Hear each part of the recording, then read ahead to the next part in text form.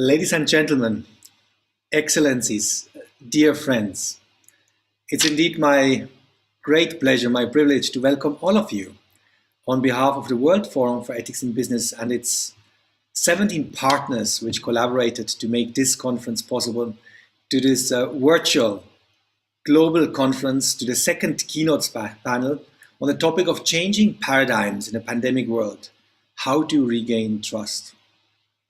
And what a great day we had so far. We experienced 25 most insightful deep dive sessions.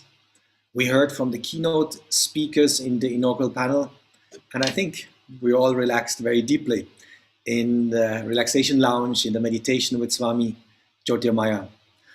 And I believe we have all experienced this conference to be deeply meaningful as we come together as a global community.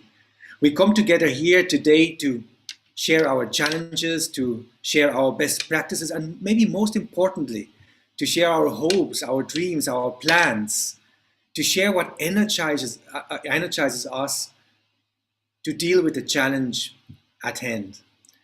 And I just heard far more than 3 million people have been joining the discussions today, participants from over 100 countries around the globe, and many, many messages have reached us. And I wanted just to read out 3 of them. Juan from Argentina has been writing, mental health is one of the biggest problems in the world today. And I find life so challenging in this new normal. I'm so happy that the WFEB has organized a conference that addresses all aspects of this topic. We also received posts from South Africa. Peter is writing, these last couple of months have been the most difficult in my life. I've lost my job and at times my health. This day has given me back the hope. And Jagoda from Slovenia writes, we often hear that hard times bring out the best and the worst in people. The COVID-19 pandemic is a great example of this. Thank you so much for WFEB Global for bringing together this platform for dialogue. And so this is a virtual conference, and in a virtual conference we can all be agents of change. We can share our voice, and we would like to invite you to do that further on. Please do that. You can tag the WFEB, the World Forum for Ethics in Business. You could use the hashtag changing times, and if you want, you could even join the global challenge. The challenge that we have created, see the change and be the change. So you go out and share at least one positive change which has come up in your life due to the pandemic. Yeah? And you can hashtag it under changing times. But without much further ado, I would like to introduce the incredible speakers which are lined up with us for this second keynote session. We have with us Ms. Rachita Kulkarni, the President of the World Forum for Ethics in Business. From Oman, His Excellency, Dr. Ahmed Mohammed Abaid Al-Saidi, the Minister of Health of the Sultanate of Oman. Mr. Eric Solheim, the former head of the UN Environmental Program.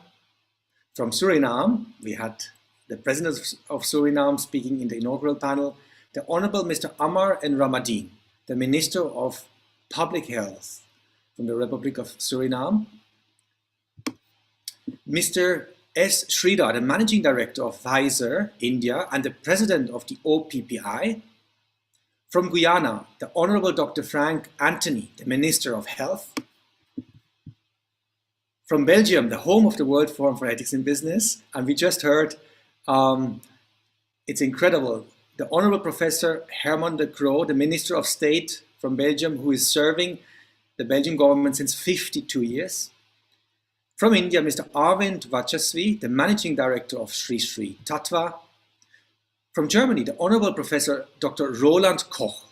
He's serving as a President of the Ludwig Erhard Foundation and as Chairman of the Supervisory Board of the UBS Germany AG.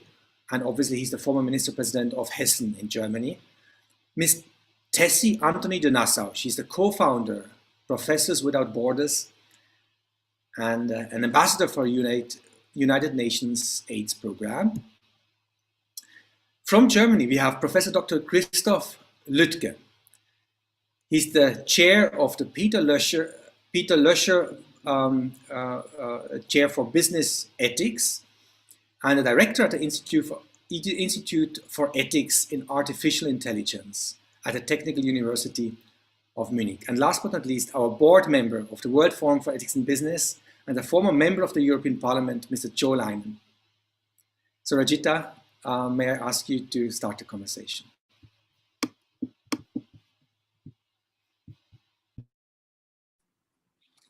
Thank you very much, Christoph, for contextualizing our closing keynote panel or the valedictory panel for this incredible global summit on changing paradigms in the pandemic world. As we were discussing, it has been this afternoon has been a carnival of ideas, a carnival of insights, a carnival of inspiration, of listening to experts, of listening to people who have been impacted by the pandemic, of those who are policymakers, those who are in positions of authority. And it was so humbling. At the same time, it was so empowering to see how really the world community has come together today to hold hands, to support each other, to really find strength in the solidarity that we are indeed a one global family. I think the fact that we can be the wind beneath each other's wings was borne out today. And I feel very honored that the World Forum for Ethics in Business is continuing its tradition of bringing to the fore important discussions, timely discussions, strategic discussions like the one we are having today on the World Health Day about how our life has been recalibrated and changed because of the pandemic, and therefore what paradigms we need to change to adapt to this new world that probably we are going to live in for some time to come. And if I look back on this afternoon, we started about 5 hours ago, and in these 5 hours we have heard from more than 150 speakers like yourself, from about 50 countries, the speakers represented, and our viewers represented almost 100 plus countries from around the world. Christoph was sharing the numbers with us. What I was delighted by was how every voice, every perspective, every stakeholder in society, I think, was able to participate either as a speaker or as a participant in the live conversations. And I'm particularly happy that almost 40% of our speakers today were women. And I think along with demographic diversity, cultural diversity, and gender diversity, I think we upheld that today. And I'm looking forward to the discussion today on World Health Day. We are discussing the impact of the pandemic on us. We are discussing how the pandemic has impacted not just our physical health, but our mental, emotional health. Economically, it has impacted us. Socially, it has impacted us. And from this panel, what I am aspiring to hear, and I think to take away as an inspiration, is to listen to all of you dignitaries, all of you experts in your field, and all of you leaders, on what hope we can carry forward as a world community, what we can do to stand strong with each other, so that despite the pandemic, we triumph as a world, and we make sure that we are able to build a sustainable, solid, sustainable future for ourselves. We are committed at WFEB to do everything that we need to and we can to hold hands and to partner with our stakeholders, to partner with other institutions like we have done today, to make this discussion about how we can make the world a better place. So I want to thank all of you who have taken the time to be with us on this panel, excellencies, speakers, leaders from all over the world. And I look forward to hearing from you and learning from you, and look forward to partnering you and taking this discussion ahead. Thank you very much, and very warm welcome to this conference. Thank you so much, Rajita. And indeed, I think this day has given us all enormous strength and hope.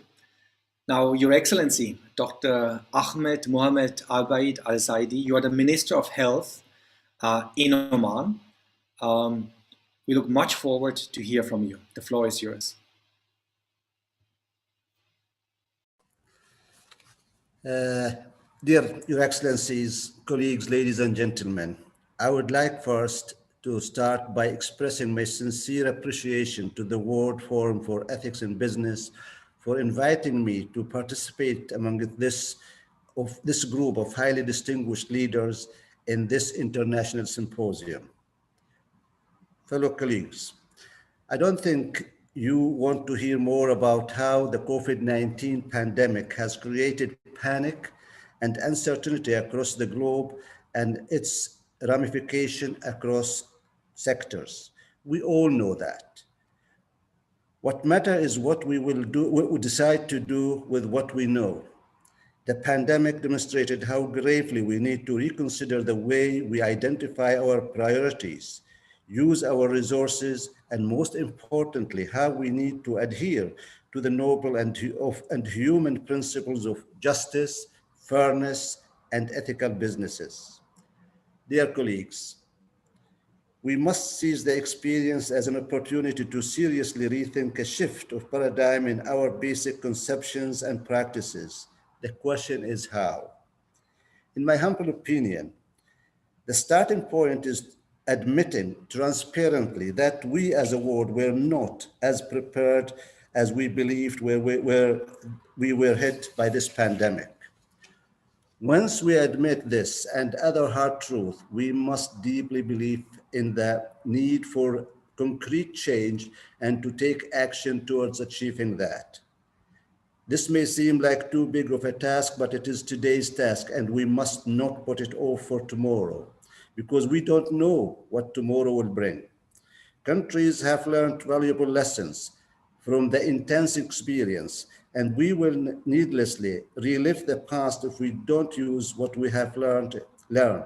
In Oman, for example, we learned few lessons, such as preparedness plans are only effective if they are homogeneous, complementary, and comprehensive. During pandemics, we must get rid of needless division, for example, between health providers, private or public sector, or between individuals, whether they are citizens or expatriates. We are all one community. The whole sector must act as one and ensure equity, as we are only safe when everyone is safe. Second, public health needs strong health systems, not merely strong institutions. Each level of healthcare plays a pivotal role, from primary healthcare network that provides a solid foundation to secondary and tertiary levels of care, to efficient administration and effective policy making. A strong healthcare system is one that focuses on prevention. This also includes strong partnership with the community and other sectors in the country, as transparency and detailed data flows can greatly enhance decision making, especially if they span all national systems. Healthcare system also requires minimum degree of local or at least regional production of necessities such as the PPE, that's personal protective equipment, and basic medication and vaccines. Such baselines requirements should not be hostage to international production line such as vaccine nationalism. Third, as Plato said, necessity is the mother of invention. And this pandemic has created so many necessities that forced us to innovate and further recognize the role of technology and smart solutions. At the same time, some of these necessities were not new, but they were brought under the spotlight during the pandemic. And as such, we must ensure that we utilize this as a starting point to renew and strengthen our investment in innovation and technology for health. I am certain that each one of you has their own set of lessons learned and priorities, yet none of us know what tomorrow will look like. What we all do know, however, is that we have everything we need to paint a brighter and better tomorrow, and we can do it together. We can start by identifying and eliminating the inequities and disparities in access to quality healthcare services, both as the national and global levels, so that every member of the global community can access quality healthcare services when and where they need them. We can continue engaging the community in all our efforts and maintain the partnership to all times so that it's always ready during crisis. We can shift our approach towards a whole of government approach, which will allow us to work together in a coordinated manner, conducive to jointly addressing the root cause of inequities. We must also make the approach holistic, and focusing on faith-based response so we can determine the underlying issues, handle the immediate effects, and duly consider the consequences of any pandemic. And as we nationally shift towards a whole of government approach, so should we globally shift towards a whole of global community approach. We should develop partnership to invest in securing medical necessities for everyone by cooperating, yes, to extend global production capacities, particularly for vaccines and basic supplies. There is no reason strong enough to stop us from doing this. All what we need is a renewed resolve, a stronger political will, and I hope that you will see this symposium, like me, as an opportunity for each one of us to push for changes with stronger and revitalized convictions. Each and everyone here speaking or listening can play a role. With that, I'd like to thank the organizers for honoring me with the chance to speak today, and all of you for your kind attention. And I hope that we leave this symposium more determined to make a real and sustainable differences for global health. Thank you very much. Your Excellency, shukran. Thank you so much for your contributions. You quoted Plato. Necessity is the mother of innovation, and I believe that is exactly what we need. And we would like to congratulate you and the country of Oman for how innovative you have been in coping with the challenge. Thank you so much for your contributions. And I would now like to go back from the Middle East to Europe, to you, Mr. Eric Solheim. You have obviously served the United Nations as the head of the UN Environmental Program. And is it so that over this last year we have been talking less about the environment, but more about health? How do you see the situation? Let me start by quoting not a good person like Plato, but the Russian revolutionary Lenin. He once said that there are decades where nothing is happening, and then all of a sudden there are years where decades are happening. And I think 2021 was such a year. Decades have been happening. Enormous suffering, enormous number of deaths, but also great promise for a better world after the pandemic. But that depends on us. If we can learn the lessons from this catastrophe, we will create a much better world getting out of this, which humanity has done in many, many crises in the past. And let me point to three main lessons learned. First of all, which is very much in the spirit of the World Forum for Ethics in Business and the inspiration from Ravi Shankar, togetherness. We are into this together. We are one humanity. If we find solutions and work together, no task is too big. If we allow people to split us, we will be divided and very, very weak. And we saw this crisis, this disease starting in China, then moving on to Italy, then to the United Kingdom and the US, where from the beginning we had the highest number of deaths. Then all of a sudden the US and the UK became the best performers when it comes to rolling out vaccines. As in small nations like the Seychelles, Israel, the Emirates being the top vaccinators in the world. And we have seen big nations like India and China doing something very difficult, which is to prioritize the export of vaccines to other nations before you have vaccinated your entire nation back home. That's great service to humanity, and it's not easy to pull off politically. So we should be very grateful to the Indians and the Chinese, and also the Russians, by the way, for this.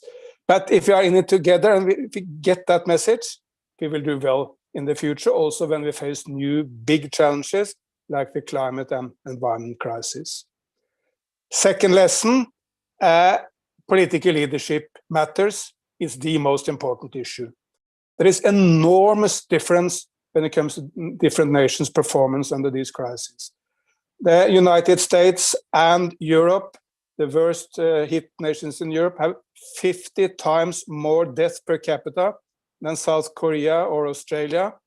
We have 500 times more death per capita than China or New Zealand.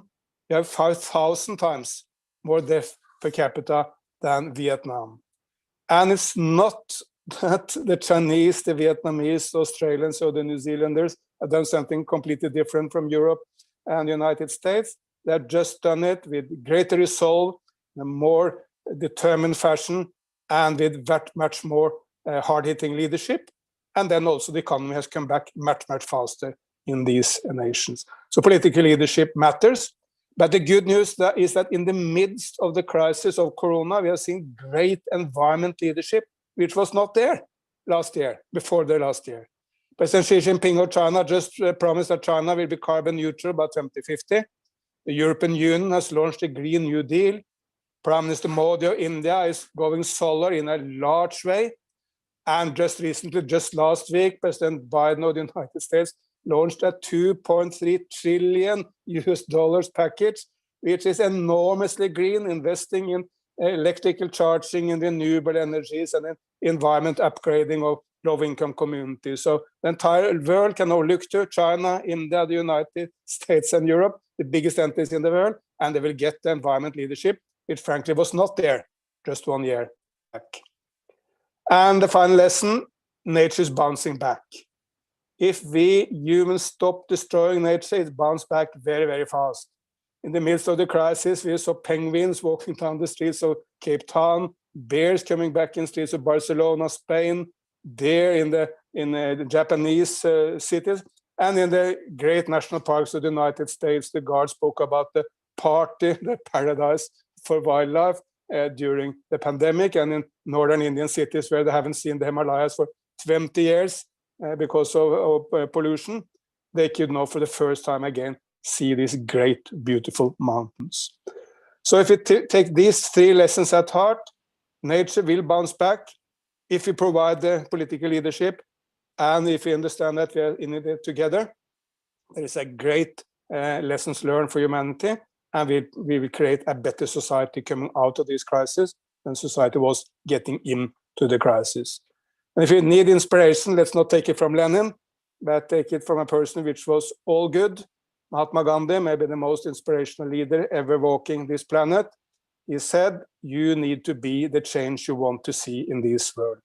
If you take that at heart, if you all try to be the change you want to see in this world, there is no limit to our achievements in the years to come. Thank you so much, Mrs. Solheim. Thank you so much to remind us that we shall be the change we want to see in the world. And I think also bringing to light that nature is bouncing back and has maybe benefited from this year of Corona was very important. You also said that it's all about leadership. And I believe true leadership starts where our knowledge ends. At the boundaries of what we really know, we need to show leadership. And I think all of us in this 1 year have reached exactly these boundaries. A leader who has shown great initiative has been the Honorable Mr. Amar N. Rabadin, the Minister of Public Health from Suriname. I think you had difficult times in this year. We look forward to hear about your reflections. Thank you. Dear Chairperson, please allow me to observe the protocol that has already been established by the previous speakers. Ladies and gentlemen, at the end of this virtual conference, it gives me great pleasure to be given the opportunity to contribute to the objectives of this conference, all that has been said today. Public health is about facing health problems as a group and using organized community approaches to resolve problems with epidemiology as its core method. Public health assumes background principles of community and equality, which are made implicit in a system of ethics. While ethical decisions within the public health are not new, Our experiences thus far during the COVID-19 pandemic call for a paradigm shift in the pandemic world. As human, we have often assumed being masters of our own fate, and that the young are too young and too strong, and therefore will not get sick. We have not taken responsibility for what happens to someone on the other side of town or in the world, and that it is someone else's fault in case of disease. However, the current pandemic contradicts all those assumptions. Since we are so interconnected, it can be medically and ethically necessary to have our freedom restricted by such practices as quarantine or social distancing based on the required physical distancing or shelter-in-place orders. By observing these restrictions strictly, we are far less likely to become infected. And by heeding these restrictions, we are also far less likely to harm others by passing on the virus, even when we have no symptoms and even when the others in question may be people whom we will never know. The coronavirus hides in tiny respiratory droplets and shows itself only under a microscope or when it emerges as a ravaging illness. Because we cannot see, touch, or hear the virus, it may seem pointless to take extreme actions like quarantine and social distancing. Since we cannot see it, or touch it, or hear it, we may also feel anxious and fear that everything or everyone could infect us. Here, it is a crucial aspect of our responsibility to pay attention to credible public health experts about what we should do and not do. Fear alone can drive us to our worst ethical behavior. Fear, mixed with common sense and good science, can dispose us to take the actions we ought to take. May I state furthermore that no pandemic should change the essential duties of respect towards each other and care for others and for ourselves. And certainly, no pandemic should change the requirement of fairness, ensuring that the poor and less advantaged should not bear harm more than everyone else. We have experienced that the current pandemic caused extreme situations that jeopardize things that we normally take for granted. Many people are making use of the healthcare systems, resulting in a system that becomes overwhelmed. We then realize that our usual ethical beliefs about those who should get treated can give way in the face of scarce medical resources and the threat of disorder. While we usually assume that first to come should be the first to be served, the guiding ethical principles for the provision of healthcare during a pandemic should be to save the most lives or to save those most likely to recover or even save people first who can preserve society, such as healthcare workers. As mentioned before, pandemics create fear because risks are great. The coronavirus, for example, can cause serious illness and death. Amid such fear, groups of people can be blamed for the pandemic. As public health workers, we will have to make crucial and ethical distinctions, for individuals should be held accountable for their actions after a careful and impartial analysis of their actions, while we should avoid putting blame on groups of people on account of their country of origin or immigration status for actions or even ethnicity due to a possible virus over which they have no control. Decision-making in these circumstances remains ethically challenging, for under these unpredicted and extreme situations bring about a transformation of healthcare workers' everyday moral intuitions. The commitment to preserve in the face of an extremely ill patient would be challenged by quantitative decisions based on maximizing the overall reduction of mortality and morbidity and the need to maintain vital social functions. Healthcare workers would be obligated to implement decision-making policies which mean some patients may be denied intensive forms of treatment that they would have received outside the pandemic. Health professionals may be required to withhold treatment from some patients to enable treatment of other patients with a higher survival probability. Even though the Ministry of Health of Suriname has taken up the responsibility to guarantee the best care even during the pandemic, it has ensured that decisions taken are guided by ethical principles, including equal respect, minimizing the harm of the pandemic, promoting the intersectoral collaboration and flexibility as plans get adapted based on the changing circumstances, which has shown to be of paramount importance in the current pandemic. May I conclude by encouraging us as leaders within the public health to continue doing all we can to provide the best care for all possible as we take the lessons learned during this pandemic at heart. May I thank you.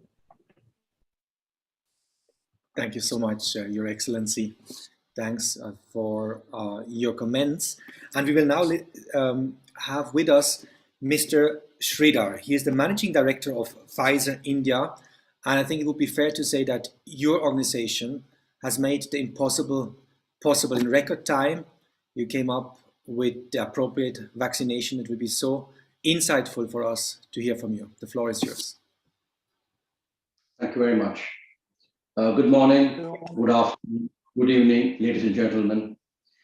It's indeed an honor to share this virtual stage with such eminent dignitaries and interact with you at all this important conference.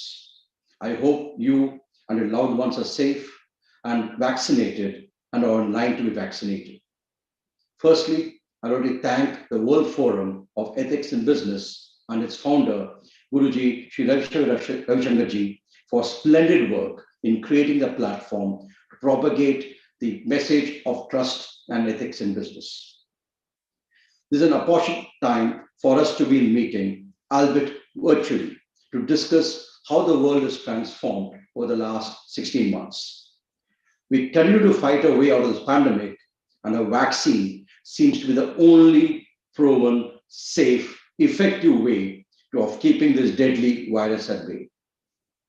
Even as citizens across the world line up to take COVID vaccine jab, there remains a vast number of apprehensive people unwilling to take the vaccine because of vaccine hesitancy or a fear of safety or side effects.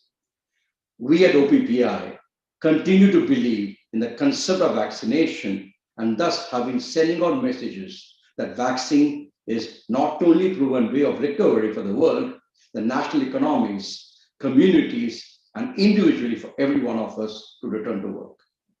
In fact, I would believe that COVID-19 has set the tone for people to understand the importance of vaccination, not just for children, but also for adults.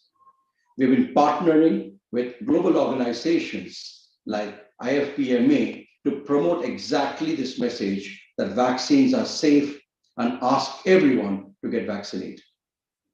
Over the last year and a half, we have seen scientists, physicians, funders, and manufacturers come together as part of international collaborations to help speed up availability of vaccines and COVID-19.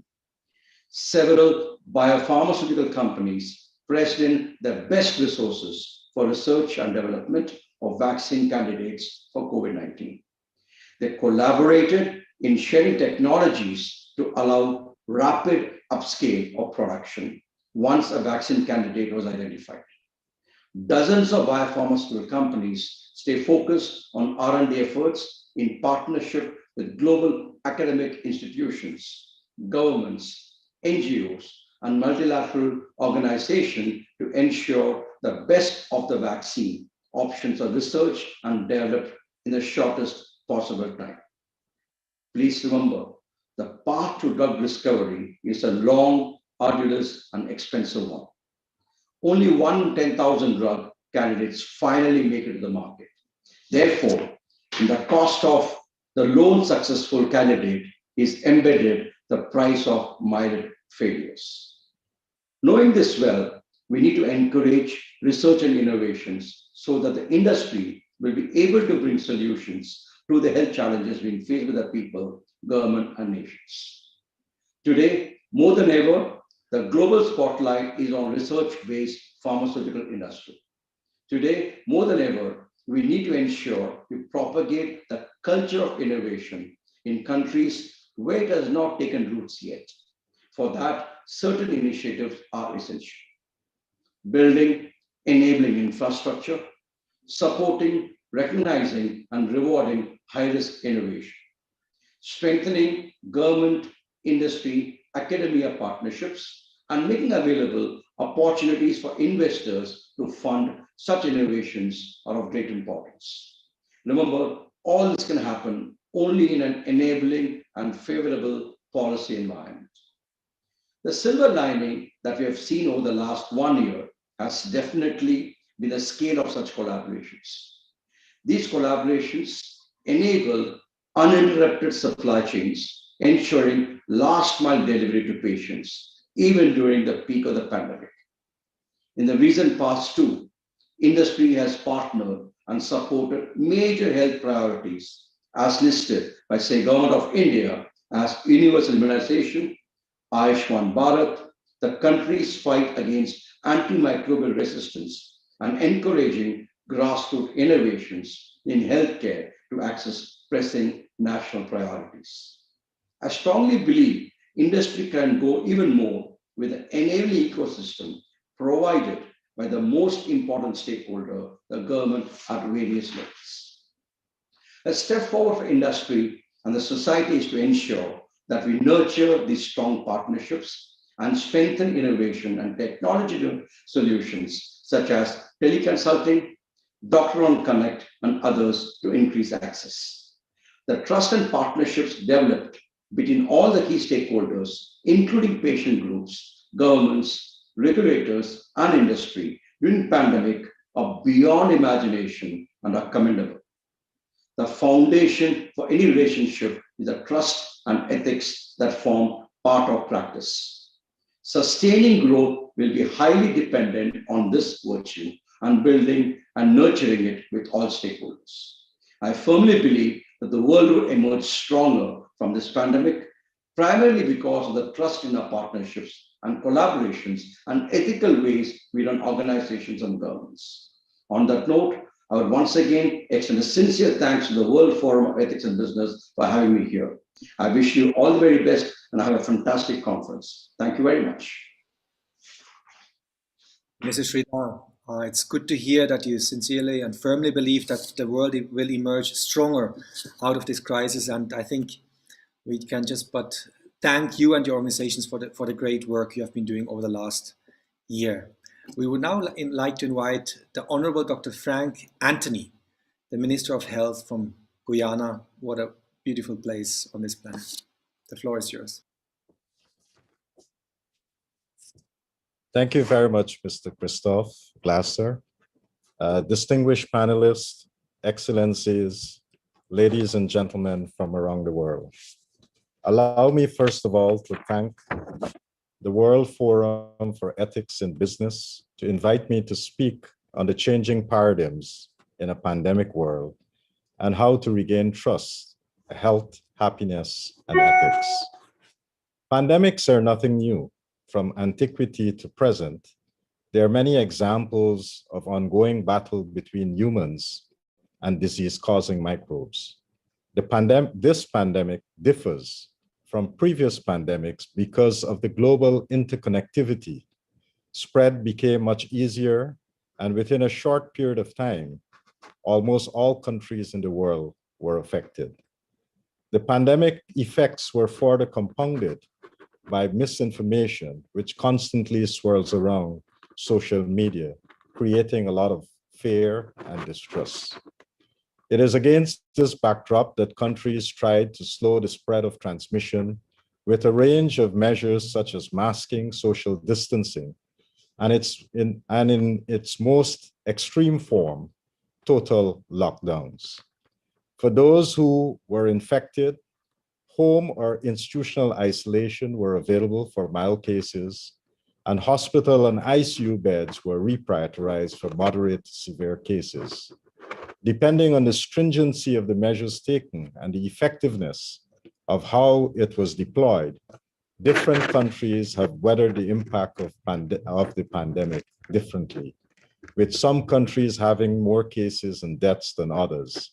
The crisis is far from over, as the emergence of new variants and relaxing of some of the earlier public health measures and other factors have now created a third wave in some countries, and in others, a fourth wave of cases and deaths. On the economic side, securing people's livelihoods have become quite challenging. Many businesses have gone under, many persons have lost their jobs, and there isn't any safety nets to prevent the most vulnerable from slipping into further poverty. Oxfam has estimated that more than 1 billion persons have plunged into poverty because of COVID-19. Global trade and supply chains have been disrupted, and disparity between the poor and rich countries have become more pronounced. This is the pandemic world that COVID-19 has created. To exit the pandemic and to return to normalcy, a lot of hope has been placed on vaccines, diagnostics, and therapeutics. Vaccines offer hope of reaching herd immunity and thereby containing the spread of disease. Unfortunately, vaccine nationalism has distorted the supply and deployment of these vaccines. According to a recent article in the New England Journal of Medicine, titled From Vaccine Nationalism to Vaccine Equity, and I quote, our current global vaccination rates of roughly 6.7 million doses per day translates to herd immunity, that is 70 to 85% of the population having received a 2-dose vaccine in approximately 4.6 years. Vaccine distribution remains non-existent in many of the poorest countries, and experts anticipate that 8% of the population in low-resource setting will not receive a vaccine this year. While the article calculates that it will take 4.6 years to get to an epidemiological end of this pandemic, many rich countries are on target to reach herd immunity by the end of 2021. There is uncertainty about when poorer countries will get there. The theme of this year's Health Day, and today is that day, is building a fairer and healthier world.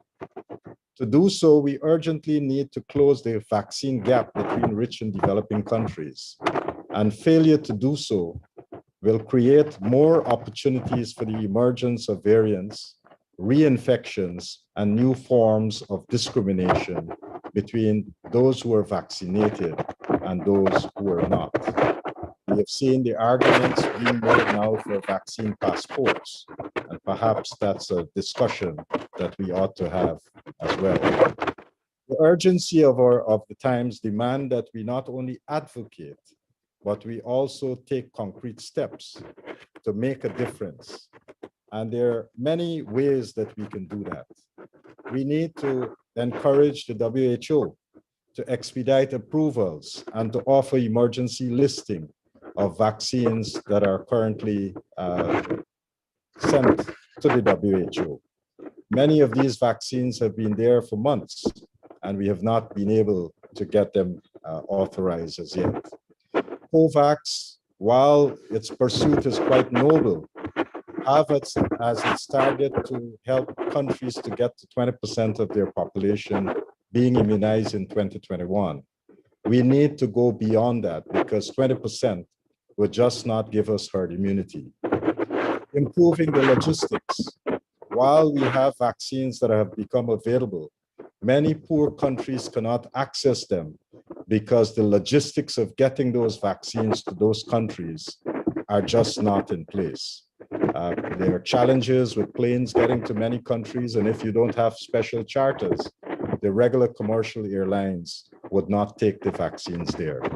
Richer countries have secured surplus vaccines, and they should now share those vaccines with many of the poorer countries. We have therapeutics that have been developed and are only used in many of the developed countries, such as the monoclonal antibodies or polyclonal antibodies.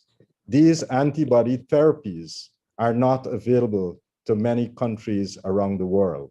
And if made available, they'll make a tremendous difference in saving lives around the globe.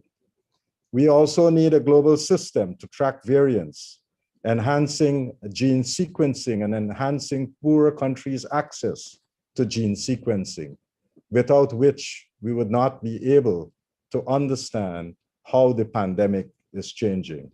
These are just a few areas in which we can look at immediately. And I do hope that the debates that we'll be having in this particular symposium would help to shift our prevailing attitude from vaccine nationalism to one where we can ensure that vaccine is available to many of the countries around the world. If we are unable to do this in a timely manner, unfortunately, we will see more variants emerging, and we would not be able to exit this pandemic very soon. I wish the conference well, and I hope to hear from the other speakers as we address some of the pertinent issues relating to how we can end this pandemic in the shortest possible manner. Thank you very much. Thanks so much, Honorable Dr. Frank Anthony. And we have now the pleasure to invite the Honorable Professor Hernan de Croo, the Minister of State from Belgium, to address us. And I would just like to share that the Honorable Professor, as just before we started the conference, shared with us that he's 83 years of age, and I think serving as a member of parliament in different functions since 52 years. And Your Excellency, I remember that I had traveled with you and Mr. Poran, who is here in the call, in India extensively for a conference. And while we were at age 40 plus tired, you were always fit and fresh. So as this is the World Health Day, I think we would like to learn from you. We would like to learn and understand your recipe to be so healthy. The floor is yours. Thank you so much. 3 days ago, I got my first vaccination, following the rules of my country, starting by the elderly and then going down slowly. Many thanks for your remarks. And I was trying to feel and to search for the words in which I could concretize what is happening. Sudden, global, more or less unexpected threat to humanity. Despite regimes, countries, age, race, color, the whole threat of humanity was ahead in our eyes and our hearts. And I'm trying to see what kind of words we would utilize if we would try to synthesize after all those extraordinary speeches we have listened to. Then I feel that humbleness is one of the first words we can use. We didn't expect, we didn't know how to react. We didn't have more than 100 or 200 solutions in each country, in each region, in cities, communities, to try to react and to save, to prevent. And it was giving me a feeling of humility regarding what can happen to mankind. A second word which was on my lips is gratitude. Tens of millions and even much more of medical personnel, of scientists, of people of all kinds has been at the front line to try to defend society, a way of living, a protection of the most weakest and humblest of ourselves. And then finally, a third word was hope. Vaccines, scientist reaction on an unbelievable speed was giving us, as I had 3 days ago in my own case, the faith that it could be defeated, that we could win the battle of that provocative disease. But if you look at all those words, in my perception, there is one which is important. It is a hard word. It is the demonstration of struggle for life. You see struggle for life in people accepting or not accepting vaccines, in the cure in the hospitals for the most affected of all people under COVID. We see the struggle of life when there's a debate among countries, among production, among the ways to obtain and to have this safeguards, which would be, I hope so, the vaccines. And we see the discrepancy, differences, the handicaps of struggle for life. Usually In our perception, struggle for life is something negative. Is something self-protecting. Is some things of self-defense. And we try to be as capable to save ourselves, our community in the struggle for life. But I believe we have to change this perception. The struggle for life has to be regarded as a positive element, as an element of solidarity. There will no freedom of those diseases we know if there is people in the world who will not be free of the same disease. And I believe that we have to rethink and to refurbish, to reconstruct our way to believe how we can protect our communities and how we can protect ourselves. It is a pleading to let us depart from egoistic approach.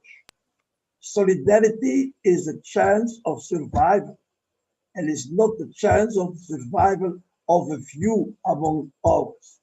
And I believe that we have to think with all the organizations as this forum, with all the thinking people, acting people worldwide in all communities, national or international, how can we positivize? How can we change? How can we turn over this fear, this individual fear of surviving, this individual fear of this struggle for life? What can we do to make it a positive element? What can we give additional to the hope of science, additional to the health and the gratitude to medical care? What can we do to stabilize, to make societies escaping to their own egoism, escaping to their self-protection?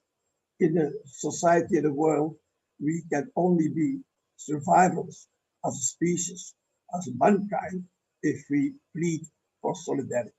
And on the different words of gratitude, of humbleness, of hope, I would like to have the positive interpretation and to ask everybody to collaborate with this, even in the most sophisticated ways we are working, to see that struggle for life is a struggle for life of everybody in this world.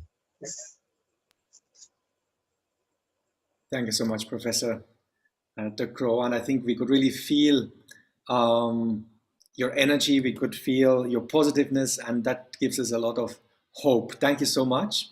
Now, Sri Sri Ravi Shankar famously says that health is much more than the absence of sickness. And I think one of the dimensions in this world which can give us inner strength and energy is music. And as we go through this keynote panel, we thought it would be nice to just relax for 3 minutes with a great artist. We have with us Mr. Janne Murto. He is an artist from Finland, and he will share with us his music.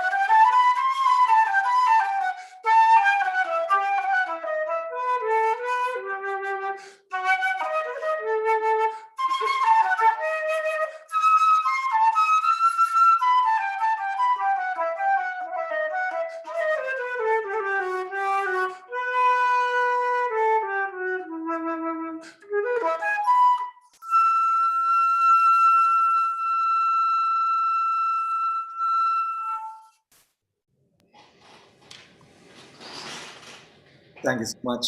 Thank you so much, Janne. This felt really, really good. This was relaxing and energizing. And we need that. We need that in these times. We need traditional medicine. We also need alternative medicine. We need medicine from around the world. And we have now with us an expert in the field of Ayurveda. We have with us Mr. Arvind Vajasvi. He's the managing director of a very renowned institute, the Sri Sri Tattva. Arvind, may I invite you to speak? Christoph, I think he will speak in a few moments, so maybe we can go ahead.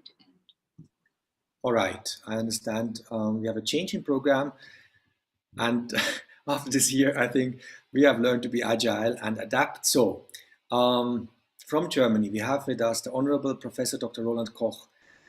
You, Mr. Koch, you have served as the Chief Minister of Hessen in Germany. You are now the chairman of the supervisory board of the UBS Germany, and you are the president of the Ludwig Erhard Foundation. From a business perspective, how do you see the situation? May I invite you to speak? Yeah, thank you very much, Christoph. I'm happy to be with you, and congratulations to the World Forum, to such an organization in these days. I think that is really important. We are not able to travel as we are used to travel. We need other kinds of communication, and maybe our children will see one of the significant changes in communication, that kind of video conferencing we are more or less all together daily doing now, as what will remain after this pandemic. Talking about pandemic situations, we always have to have in mind that whenever that happened in world, and it's not the first time that it happens, it changes societies, it changes relations between countries, it changes medical infrastructure, and it is always a point in history where everybody can remember what happened in that, and that will be also in these days. So the question is, what is the difference to other kinds of pandemics? So I think we experience the global effects on this pandemic because we experience the global connectivity and the global dependencies which we see today. This does not solve all the problems, as the honorable colleague Mr. Anthony I think described very good, to see that we are in still different parts of the world with different dependencies, with different resources, but we are all sharing the same challenge, and we have no real chance to split us away from the others to make sure that we are not affected in the same way than others. And this creates a lot of reasonable challenges for all of us, and still I would say we are not really able to cope with all of them for the moment. And when we look at the question, how do we cope with the word of solidarity, which was mentioned sometimes here, and I think, to be honest, we are talking a lot about solidarity, and maybe we do more than we would have done some years ago, but still there is a question of resources, and resources is not only money. Resources is research. Resources are infrastructure. Sometimes maybe resources are also mentality. As a politician, I think the question is necessary to be mentioned, that sometimes people think that autocratic systems are more able to cope with such a situation than democratic societies. And also today, looking to the actual performance of countries all over the world, we still can see that democratic societies have a lot of struggles strategically how to cope with it in an internal way, but autocratic systems do not actually. I'm personally still convinced that at the end, the democratic societies will show that solidarity, cooperation, interaction, all that what is needed to bring society really together can be seen better there, but that's an issue also in these pandemic times. And what we also see is that we have a new dimension of interaction between state-driven organization, economic organizations, and science. A lot of countries at the moment are governed under extraordinary legal systems, catastrophe law, or however you will call it, with very special additional authorities for the government. That is very near to traditional war law. So it is really creating a authority on government parts to change a lot of things which normally were impossible to be changed in that way. But they depend not on their army, which they created. They depend on economic institutions like Pfizer, as we heard. By the way, we in Germany call that BioNTech Pfizer because the research done for the Pfizer product was done in Germany. So we are very proud of that. And it's interesting that most people in the world call it Pfizer and everybody in Germany calls it BioNTech. It shows it is still a regional issue. It's a question how to work with it. And there we need these economic institutions to cooperate. And looking to the financial capacity, I will stay with this by the BioNTech. Why is it BioNTech Pfizer? It is BioNTech because there was a research institution in Germany, but this small company was never able to really supply the world with that vaccine which they had invited. And therefore they need a multinational global player with all the financial resources to use them to have a supply chain in a worldwide structure to enable them to use their knowledge. Though the state is depending on economic and scientific resources which he cannot organize alone. There the globalized world is there, and so the dimension of discussion between the globalized part of the world actually now is totally different than it was in the past. And I think that is one of the challenges we have to match. For me, it is very important that borders should be open in the future. It's not so for sure. Having open borders in the future means that we need also to strengthen the resilience of this single part of the world. So supply chains cannot create dependencies which at the end of the day force governments to decide between the solidarity of their own people or the solidarity of the world. I think the European Union is very proud to have COVAX as one of the initiatives also to sell some of the vaccines to other parts of the world. But we need to have enough resources in certain parts. And the third and last part, I think we still have to bring in time to make sure that in this situation we have to define a world which is under the law of cooperation. And I think for us, the Europeans, people in the US, in other large countries, it is a very important part to think about the small countries and the less wealthy countries. We in Europe have an experience in the European integration, which is still a very difficult thing, that the big countries, they may be able to work in a standalone role. But to get a cooperation which enables them to have a peaceful movement of everybody needs the respect and the signal of willing to help, especially in difficult situations. And I think this is one of the most important proofs we have to see for the future. And I hope also conferences like that give us more understanding. I learned a lot listening to all of you, and helps us to make that possible as one of the most important lessons out of that pandemic, which will change the world as all pandemics did in the past. Thank you very much. Thank you so much, Mr. Koch. Thank you for making us think about the limitations of our democratic system. And I think it is also very good that you highlight the contribution of Germany towards the vaccination, because indeed Germany is going through difficult times.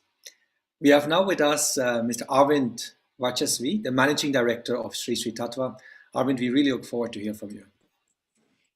Thank you so much, Mr. Glaser. It's such an honor and a pleasure to be here with all such erudite people, Your Excellencies, ladies and gentlemen. It's an honor to be here in this valedictory function. such a visionary conference that what we're actually witnessing here today. We've seen that over the last 1 year, the COVID-19 pandemic has really taken the entire world by storm. And one thing that what has really brought us together is the aspect of humanity. People are caring for one another. We've seen that the aspect of mental health and mental well-being has been championed, especially during the entire lockdown days. We've seen Gurudev Sri Ravi Shankar ji conduct meditations for more than 4 million people almost every day during the lockdown period. This shows that people are recognizing the aspect as to mental health and also mental well-being is equally important to physical health. We've seen also the aspect of traditional medicine being given a whole lot of importance during the entire pandemic. At Shri Shri Tattva, we have championed a lot of clinical trials to actually prove the efficacy that even traditional systems of medicine like Ayurveda, Siddha, and also yoga, and also homeopathy and Unani medicines do have certain solutions that what perhaps we never would have imagined. So while we understand that there are systems of medicine that have been in play to see that how we could address the pandemic, we're also recognizing the aspect that how Indian systems of medicine and also other traditional systems of medicine across the world also do play an important role to maintain one's health.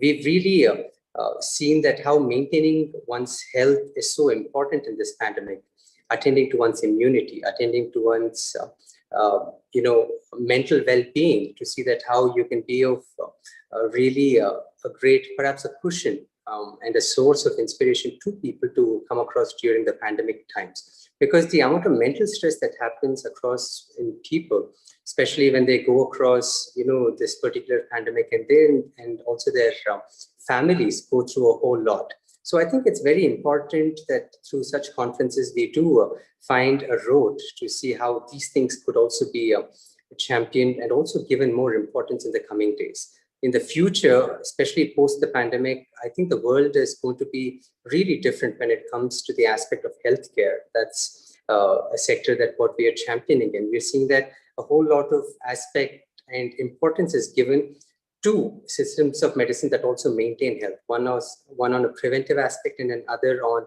the curative aspect. We've seen that perhaps not one system of medicine can be put into either of these buckets. We need to do more research, come across with more findings to see that which system of medicine might be of use to people and also the patients. So rather than concentrating on the systems of medicine, we need to address the core root, and that's what's good for the patient and what's good for humanity at large. We've seen over the last 1 year, different systems of medicine coming together and looking at solutions to this pandemic.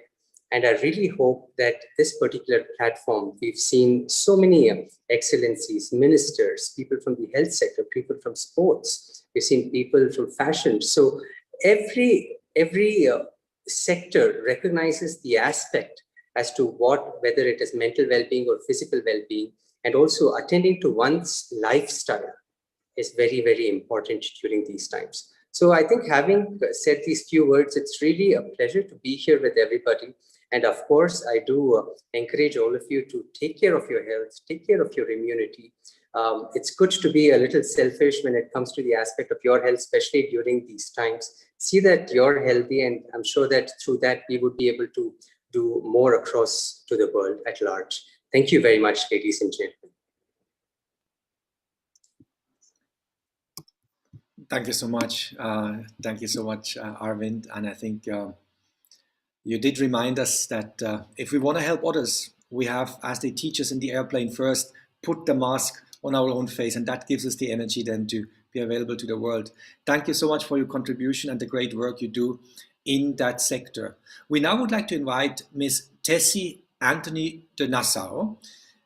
She's a co-founder of Professors Without Borders and lives in Luxembourg. She's a great leader, and we look forward to hear from you. Thank you so much. Let me just prepare. Yeah. Thank you so much, Mr. Glaser. Your Excellencies, distinguished guests, ladies and gentlemen, dear colleagues, thank you for allowing me to share some of my insights as really the only woman on this esteemed panel for the World Forum for Ethics in Business. Assalamu alaikum, guten Tag, bonne journée, and good afternoon to everyone. Let me start with highlighting again that today is World Health Day.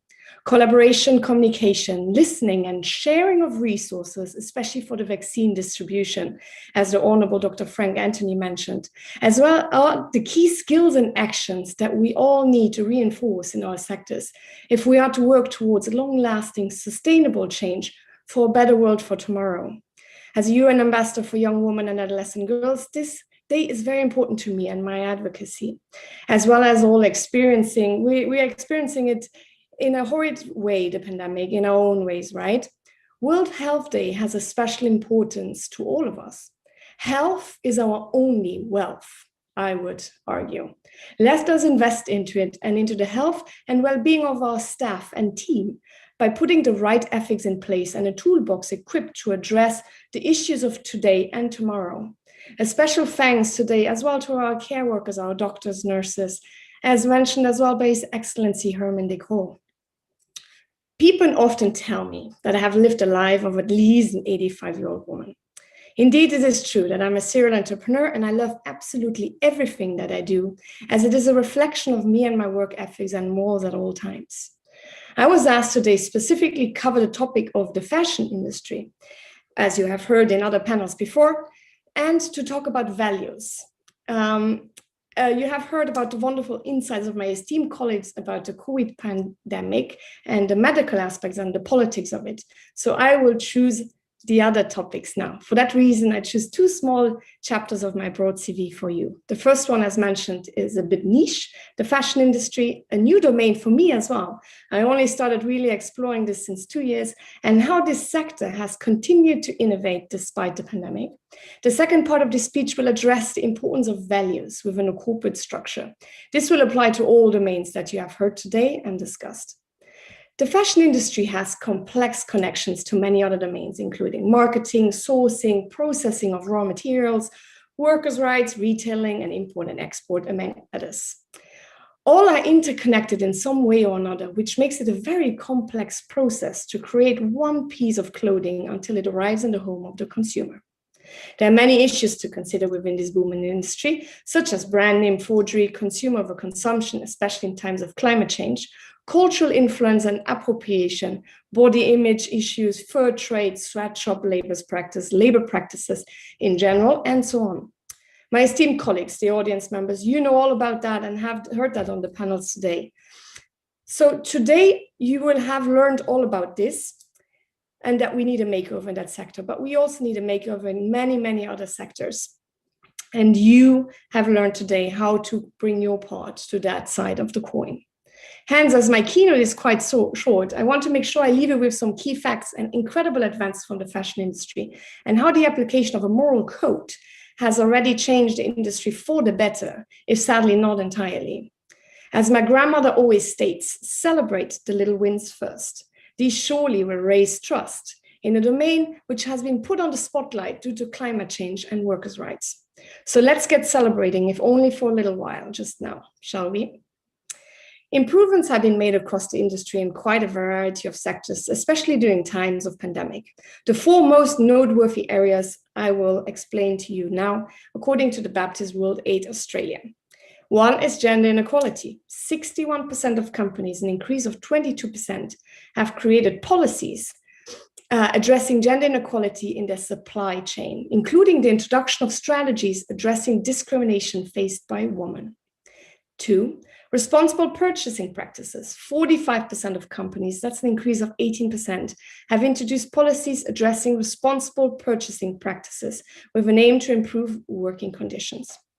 3, child and forced labor. 35% of companies, an increase of 17%, have robust remediation plans to redress child or forced labor if it is found in their supply chain. And 4, manufacturing restrictive subsidies list, also known as MRSL.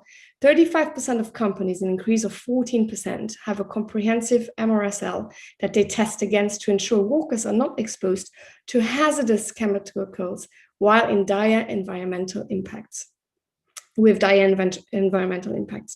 Of course, these advances are mentioned are really surely inspiring and timely for the fashion industry, especially during times of Corona. However, when addressing morals and ethics in business, which this conference is really about, there's one crucial component, which brings me to my second point of this address to you. Company values, especially during the times of crisis and pandemic. Corporate values are crucial to raise trust in times like these. Make sure, as a business owner, you have a solid foundation of your corporate values and test everyone involved in your business on these values. I would even claim as a politician, my father's a politician since 24 years, and I myself has acted in politics for the last decade. I work a lot with my consultancy, Finding Butterflies, with clients from all sectors to assess, test, and refine their corporate values.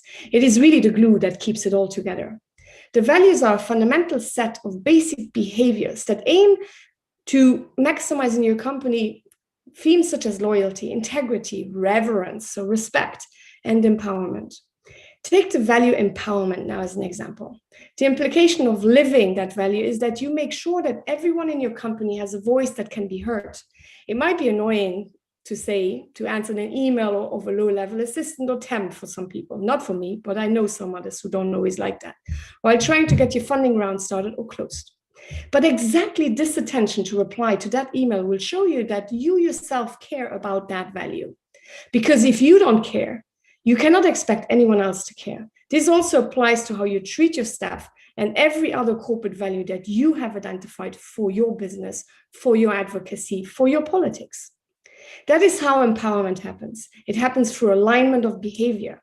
If you tolerate different behaviors, you will end up destroying or lessen the power of your voice, of your company, of your business, whatever it might be.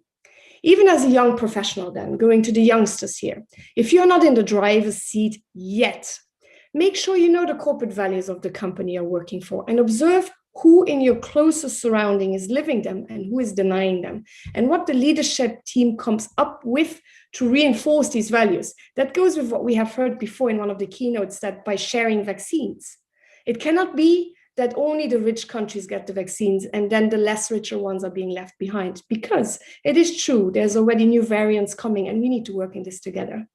So values matter. What is yours? What are your values? Corporate values as a foundation for success cannot be enforced too much. It's like child education. I have 2 teenage sons, I'm expecting another baby. Have a few rules and enforce them often. I cannot stress enough how important it is to have a set of values that describe your company character, your advocacy. Often in the beginning, it is a mix of character traits of the founders, sometimes enriched by aspiration attributes of them, which they might not yet, but would love to have. I know of a company where the founder was almost legendary, for being late for meetings, for example, just to lighten it up a bit. He defined being on time as one of the main values, with the inconvenient consequence that he would be laughed at when coming too late to a meeting himself. On the other hand side, he had these monthly meetings with his employees, right? And when they were late, he would close the room and the people who were late would just need to wait outside, right? You can guess how quickly everyone realized that being on time was from now on a key element of that company culture. I personally value people's time a lot. I try hard not to be late, and to be always prepared for my meetings or the task at hand. That is one of my values, and that is the ethics how I live my life, which includes reading all materials before an important board meeting, right? When I then realize that some members of my team have not attended to their documents, I will literally stand up and leave the meeting because I value my team's time and expect the same in return. This is a very good value to have in your company because time is your most important commodity ever, which comes after your health. Once spent, you can never have a refund, right? This is also a value I teach to my sons every day. Yes, they don't always like it, but it is the truth. To respect people's time and always be prepared, especially during times of pandemic, especially during times of crisis when people are already so anxious and don't know what's happening. And a lot of them have lost their jobs. Like in the US, 43 million people have lost their jobs, have lost their healthcare. In Europe as well, we have a big crisis, and in a lot of other countries, right? So just respect people and their time. It's so important, and listen. I have exhausted my time already. So now, and I hope that my short keynote has been insightful and thought-provoking. Let's never forget, where there are morals, there are values, and where there are values, there's ethics. We need all three to create a sustainable, forward-thinking and good company or business or advocacy equipped for the challenges of today and ready to address the challenges of tomorrow. Climate change, consumer rights, workers' rights, sustainable fashion, pandemics and how we address them as a team, and the way we market our products in the media and our politics, our political messages and in campaigns. Our youngsters are watching us, and I personally want to feel proud if one of my sons sees my face on a journal or magazine cover describing the work I have done in the world. Do you? I'm sure about that. Let's get to work and become a better version of ourselves every day in our businesses. As Mr. Roland Koch said, there will always be change in times of crisis. And as Mr. Solheim said, be the change you want to see in the world. Let's communicate, collaborate, and change this world for the better. Yesterday is history, tomorrow is a mystery, but today is a gift. Make it count. Thank you so much. Thank you so much, Ms. Tessie Anthony de Nassau. And we look now very much forward to the address of Professor Dr. Christoph Lüttke from the Technical University of Munich. And Professor Lüttke, you have been a lot in the media over the last couple of weeks and months. You have been very outspoken when it comes to the topic, and we look forward to hear from you. Christoph, if you don't mind, may I take 10 seconds, Dr. Lüttke? I wanted to reassure Tessie because Tessie was saying she's the only woman at the table. I can assure you I'm always at this table with you and we'll make our word count, our voice count. Yeah. Yes. Okay. Over to you. Thank you very much, and thank you, Christoph, and thank you to the WFEB for inviting me to give a lecture at this conference, which I think could not have come at a better time. Well, we have heard a lot today about how to positively go forward from here, what the lessons learned will be from this crisis, and I think this is all very valuable. But I would like to say mental health is also about honesty. And in this crisis and after this crisis, I think we also have to face some uncomfortable truths. And speaking very generally, I would say regaining trust, which is one of the key issues here, will not be an easy task. We should be clear to ourselves about this. We cannot ignore what has happened during this crisis, because what has affected us around the globe is not just the virus. It is also the measures against it. While some of them have been necessary, no doubt, however, in many cases, these measures also have been overly excessive and disproportionate. And they have brought other damages with them, which in quite a number of cases have been much greater than those which the virus brought about directly. The lockdowns and other measures have affected us all in various, very hard ways. And they have brought with them collateral damages in terms of a number of issues. First, in terms of health issues. In order to focus on Corona and COVID, we have often lost sight of every other or many other health issues. And this has led to enormous fatalities, other illnesses, and many other issues. The economic issues we face are gigantic around the globe, and we will see how we can recover. Some countries will probably fare better than others, but around the globe, they will be gigantic. But then there are others, like the psychological, mental issues. A recent study by Salzburg University found that a very substantial number of children and young adults face serious long-term damages, which are not due to the virus, but due to the excessive measures such as contract restrictions, social distancing, closure of a number of highly relevant places, especially for them. And there is a dramatically rising number of mental disorders and suicides, for example. Then there are the societal issues, which also have been addressed at this Congress, the social divide we are facing. We will have to recognize we have not been hit by this crisis all to the same degree. Those with different kinds of jobs, for example, have been affected quite differently by Corona and the Corona measures. Some have lost their jobs, their income, have had to deal with distance learning for their children and struggled with mental health issues, while others have been faring relatively well compared to them. Also, we have been blaming each other. We have been blaming each other for example, not respecting corona rules or other things. And many of these instances have left serious scars, have divided friends, colleagues, and those who are in politics, in citizens in general, I would say. My profession, ethics, is calling for a responsible and proportionate response to a crisis like this. And I think this has often failed, unfortunately, I have to say, and we have to learn from this for the future. We have to learn from a philosopher who has not been quoted today yet, I think, that is Karl Popper. Karl Popper coined this phrase of the open society, the concept of the open society. And we must be very, very careful not to abandon our open society after this and during this crisis. I think some of it has already happened.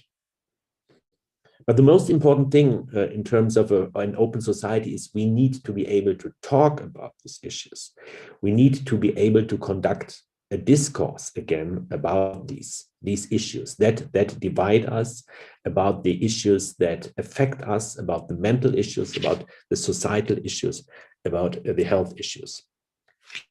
And I think this must be addressed first and foremost to politics. Politics has to regain trust after this crisis, or during and after this crisis. It cannot be disregarded. Trust in politics is at an all-time low in many countries. And many will have a hard time trusting politicians at all again. There are gigantic failures, such as in providing vaccines, protecting those at risk, especially the elderly. Also the suppression of diverging views. In Germany, but also in many other countries, we are witnessing directly in polls, in the numbers in the polls, a dramatic erosion of trust in politics. And how to counter this? I think the only way will be to put the brakes on politics again, to give control back to the people. We need a rollback in capital letters. That will mean limiting political power again, and making sure mutual control, for example, of different democratic institutions is working again. During this crisis, unfortunately, it has often failed. So getting back to the overall topic of mental health and to what it will mean for ending and overcoming this crisis, I think that we will need, and with some of these items, I refer to a colleague from the US who has said this, we will need optimism. We will need less doom and gloom, which has been perpetuated so much during this crisis. We will need to get rid of all those dystopian predictions. We will need clear endpoints for measures for this crisis. We will need a culture of apologies, a better culture of apologizing to each other about what has happened. We will need empathy and compassion with each other and less dogmatism and ideology. And that's, I think, the most important thing. With these, I hope we can make it and emerge from this crisis as unscathed as possible. Thank you very much. Thank you so much, Professor Lütke. Thank you for sharing your optimism and your deep insights into the matter. We would now like to call upon Mr. Joe Leinen. Joe Leinen has been a member of the European Parliament for many, many years, and he's a board member of the World Forum for Ethics in Business. And I believe, Joe, what you have done for us, you have taken the balcony perspective in this conference, and we look so much forward to kind of connect to you and connect to your resume of what has happened today. Yeah, Christoph, you gave me the fascinating task to wrap up 6 hours of excellent, really presentations, excellent experience and knowledge in so many areas, and so many good ideas that are able to empower everybody of us, but as well our communities. I might start really with the impressive opening speech by the director of the WHO, Mr. Tedros, who said at the opening session, we have seen the best, but as well the worst of human behavior in this 1 year, the best and the worst. And I think we still should recall the best. It was mentioned many times, the enormous job that health workers and different public services in the health sector have done under extreme stress. As well, one must not forget the solidarity and the empathy among many people in their families, in their communities. There was a lot of new sort of connectivity and empathy that has not existed before. People had time to speak to each other, but not always maybe quite without anxiety, but as well, I see that families came together, friends came together much more. We came down to basics in an overstressed world. Now, of course, there was as well the worst what we have seen. There is this sheer denial of many that the coronavirus is dangerous. There is the denial that you have to protect from the virus by vaccination. We will see how many percentage of our societies are refusing vaccination. And I think that's not good ethics to deny this pandemic. And of course, the lack of solidarity in the distribution of the vaccines and the health abilities. The poorer have to suffer longer. That's the bitter acknowledgement of this pandemic. We know it from other elements of our world, but pandemics might go deeper in injustice and in unfair behavior of people, of nations, of politicians. And as the Prime Minister of Suriname was saying, the aftermath, the post-pandemic, economic crisis, financial crisis, is there enough solidarity in this world to help the disadvantaged, the ones who have not so good chances? And I think there's a big effort to do in the coming years. The pandemic is not over if the virus is over. The consequences will stay for a longer time. Now, we all have heard that the pandemic is a big game changer. And sometimes these changes are disruptive. We will live differently, we will work differently, we will communicate differently. And these sudden changes have created a lot of stress, anxiety, and depression.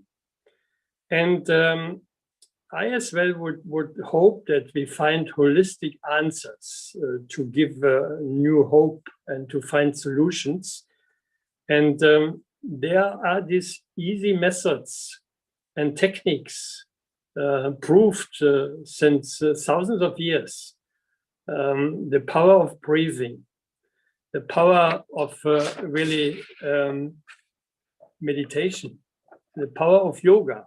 They are very simple methods to, let's say, empower us wherever we live, in all sectors of society, in the families, in the schools and universities, in politics and public administration, in sports, arts, fashion, and all other activities. I think we should use that much more, but it will not solve everything, that's for sure, but it would get a better start, a better approach to be clear what we have to do and to connect much easier to others who are like-minded.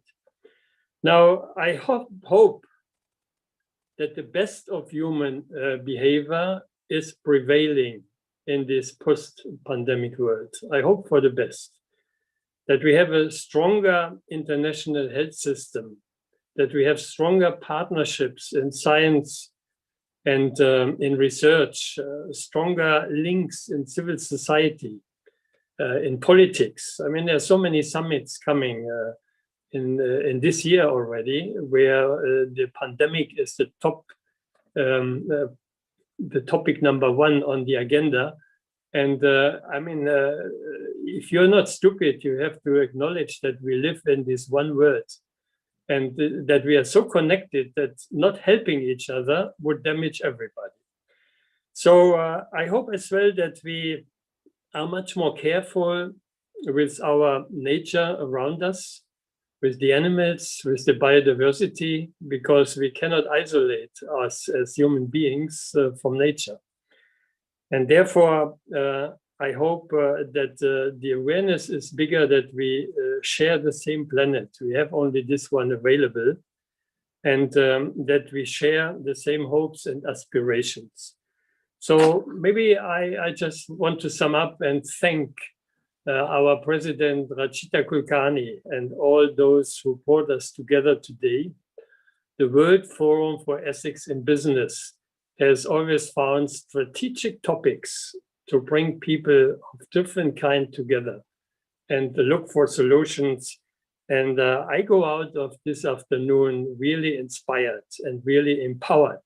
And I hope this is the same for all of you.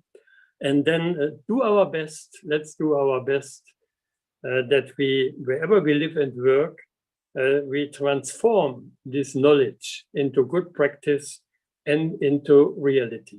So a great afternoon, a big really acknowledgement of what we have to do. So let's do it. Thank you so much, Joe. Thank you so much. This was indeed very insightful, and you ended on that note of gratefulness, and that's exactly, I think, where I would like to continue. I would like, on behalf of the World Forum for Ethics in Business, to thank our partners, 17 of them, tirelessly. They have worked on it, they have collaborated, we have been in touch with each other, and it has been a real joy. Thank you so much to all the partners, and thanks a lot to the team, to the core team, which made this possible over the last couple of weeks. Incredible, and thanks so much. Now, the conference comes to a close, but the impact can be multiplied by spreading the word on the social media channels, and we would like to invite you to take on the challenge. And maybe all the speakers here in the panel could start. It will be super interesting. If you could go on your preferred social media handle and share with the world one positive change that has come into your life due to the pandemic. Because the world has changed and so did you. And you can hashtag changing times. It will be great. You can do that and invite 5 more people to spread that. It will help us to highlight the positive aspects of what has happened to us as a humanity over the last couple of months. As a last, this is about connecting to others, but I think to connect to others, we need to be connected to ourselves. And maybe one of the most powerful ways to recharge batteries is a moment of silence. And we thought it would be appropriate to end this session for these last 3-4 minutes with a short moment of silence and meditation with Swamiji Jyotirmaya. The floor is yours.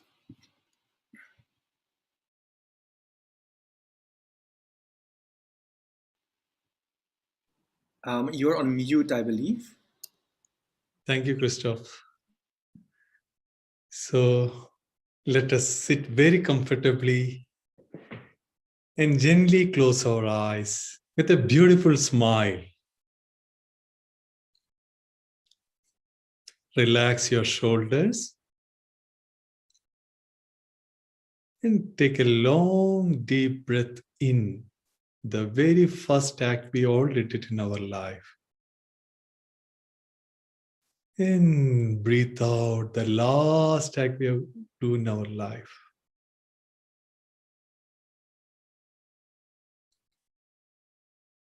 Relax your arms, right arm and left arm. And keep your body still and immobile.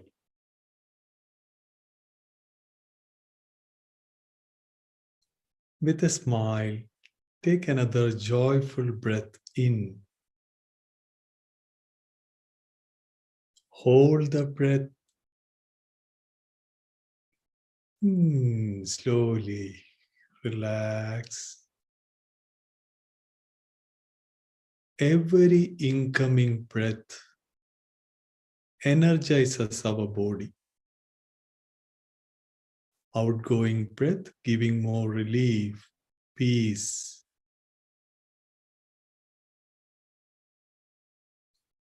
Take 1 or 2 long, deep breaths.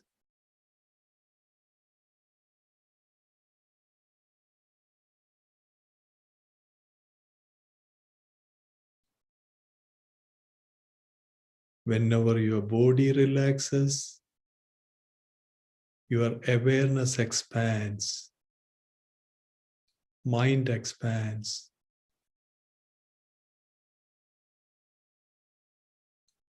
And place your entire body weight on the seat you are sitting on. Relax your legs.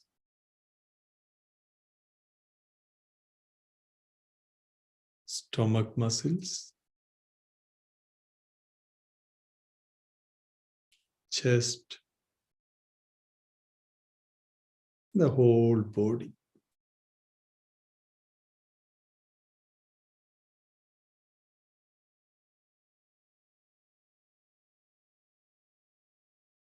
And observe the breath in the nostrils. Without breath, no life.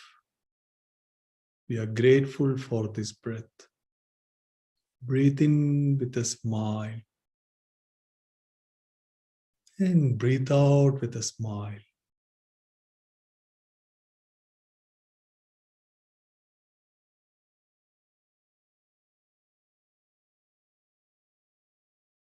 And listen to the silence.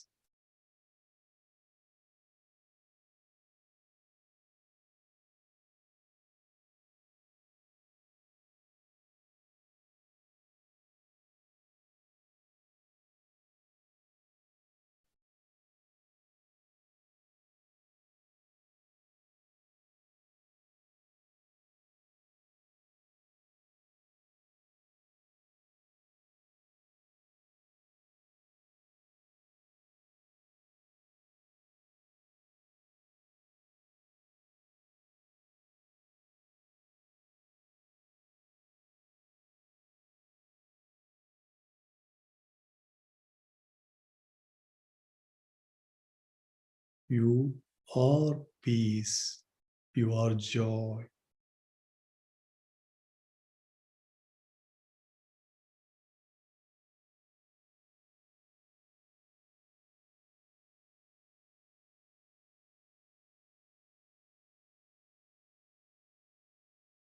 And become aware of your body and surroundings.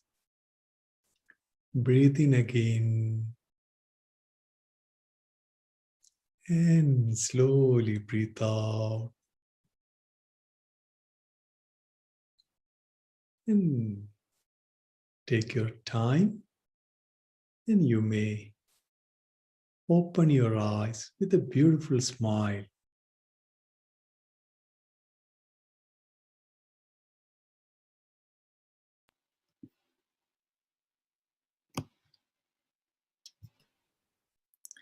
Thank you so much, Swamiji. I think this moment of silence was wonderful.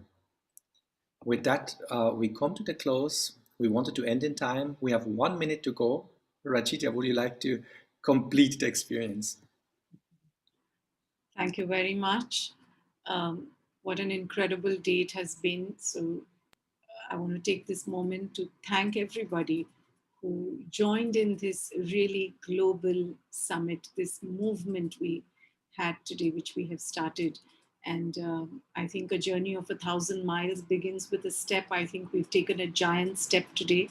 And I hope that we continue walking together on this journey to support each other, to empower each other, and to uplift each other so that we create a sustainable, happy future for ourselves and for our next generations. And I want to express my deepest gratitude for the vision of Gurudev Shri Ravi Shankar for this event and for all that we do in WFEB, to all the board members and to the entire global team, which has worked like a dream team across countries to make this global summit happen, even in these difficult times. Some have been in full lockdowns, some in partial lockdowns, some themselves have been not so well, some had family members that needed care. But despite all of this, everybody came together for this big vision. So my huge salute to the team, and with a prayer that we become fulfilled and happy as a world. I want to say thank you, stay safe and take care. Namaste. Thank you